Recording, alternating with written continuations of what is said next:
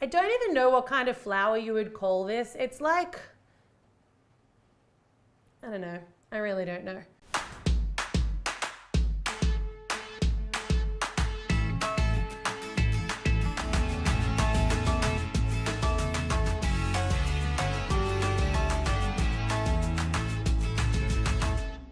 Hey guys, welcome back to my cupcake addiction. Today I'm going to share with you a fun find. So a fun find is something that I find that's fun. And I decided to share it with you guys. A while ago, Russian piping tips took the baking world by storm, and I got a set and started playing with them, so I thought that I would show you some fun ways to use Russian piping tips. If you haven't seen them before, a Russian piping tip is like a piping tip on steroids. So these guys make really cool flowers and roses and tulips and things in just one squeeze. There's a few different variations of them. So today I'm just going to show you 6, but if you want to see me try out like the ball Russian piping tips or the pointy ones or some of the other varieties in the set, then let me know.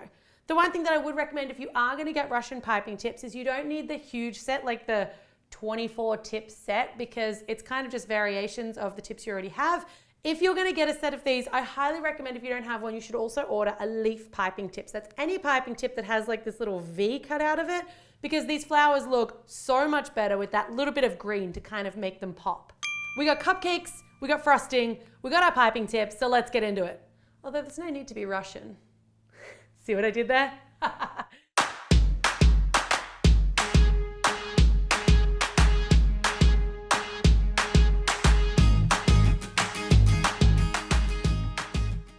I'm going to do cupcakes, but you can also do this on cakes. I think they look super cute on cupcakes. They do come with a coupler in the set. You can use it if you like. I didn't. I just snipped the tip off my bags, shoved in the piping tip, and then stuck in some frosting. Those are the technical terms. So this first one is going to be a rose piping tip. This is the Russian rose and possibly one of the most popular piping tips. So we're going to pipe a rose cupcake. Now it's up to you here if you want to add a little bit of height to your cupcakes, and I sometimes like to. So I'm going to take a little bit of my green, even though it's got the leaf piping tip, and I'm just going to like squeeze it on. And then I'm just going to kind of smooth it off with a knife. Really, this is just to give me like a tiny bit of height on top of the cupcake so that I get a nice rounded mound of flowers and they kind of go a little taller in the middle. If your cupcake's already domed, don't worry about this.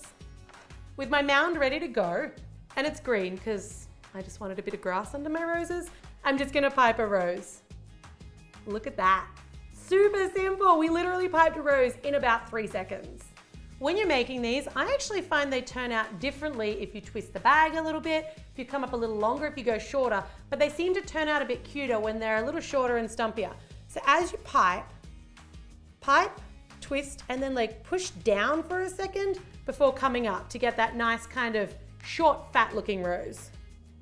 If you have any little petals like this guy that aren't quite doing what they're told, just gently, gently push them into submission. You can see what I mean about needing some greenery and some leaves. So I like to just go into any of my little gaps and just pipe nice little leaves. They just kind of, I think they just finish it off and they add that pop of extra color. Cupcake number 1, the rose, is kind of awesome, and I think everyone's favorite Russian piping tip. Moving on. So I've got my little mound and we're going to use the swirl. So the swirl again works really well if you press it down quite firmly. I will say, you guys, don't use store-bought frosting for these because it's just not, honestly, it just doesn't work. It's too sloppy. I'm going to add a couple of roses to this one because I like it. And of course some leaves. Just around the outside of this guy, I think. I'm going to do nice big fat leaves on this one. I don't mind the swirl, but I don't love it as much as I love the rose. Just my opinion. I kind of feel like I want this one to be an assortment, and I think these always look best in super vibrant colors and with like lots of different ones on the same cake. Apart from the roses, they're cute by themselves. So this guy, I don't know what it makes yet.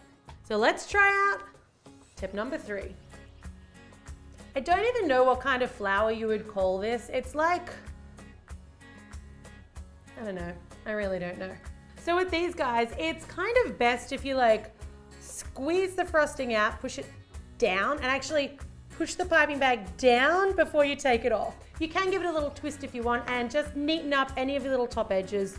Sometimes they can get a little bit like kind of rough. purple and red.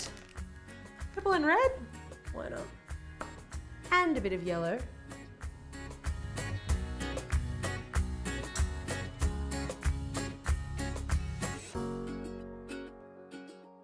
This one's a tulip tip. So these make really pretty tulip looking flowers, but it's kind of like a short, fat kind of tulip. They come in different sizes. This one's gonna be all pink. So you can see there as you pipe that out, you get like a bunch of centered dots and then you get the little outside area. This one, I mean, I don't really think it needs as much of the green. I'm gonna add a little bit just because I've already got the green on the cupcake, but it is kind of a standalone flower. Maybe just some little ones.